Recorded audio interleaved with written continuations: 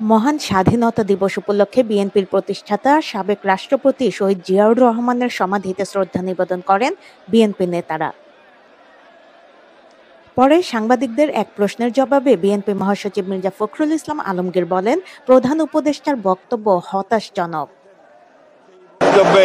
তিনি সেই রোড ম্যাপের কথা বলেন। আমরা হতাশ হয়েছি যে তার বক্তব্যের মধ্যে তিনি স্বাধীনতার ঘোষক শহীদ প্রেসিডেন্ট জিয়াউর রহমান বীর মুক্তিযোদ্ধা বীর উত্তমের নাম একবার উচ্চারণ করেন। অথচ এটাই ছিল ইতিহাস।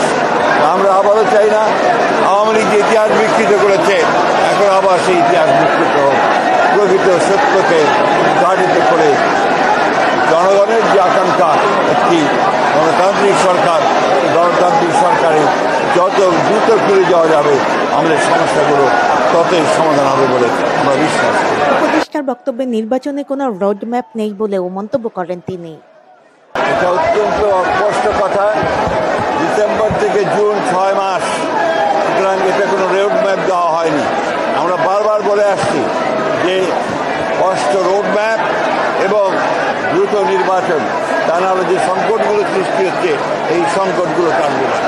আমরা বিএনপি ক্ষমতায় যাওয়ার জন্য নির্বাচনের কথা বলছি না। বিএনপি জাতির স্বার্থে, জাতিকে রক্ষা করার স্বার্থে, স্বাধীনতা সামর্থ্যকে রক্ষা করার স্বার্থে বিএনপি নির্বাচনের কথা বলছে, নির্বাচিত পার্লামেন্ট এবং সরকারের কথা বলছে। এ সময় দ্রুত নির্বাচন দেওয়ার আহ্বান জানান মির্জা ফখরুল ইসলাম আলমগীর।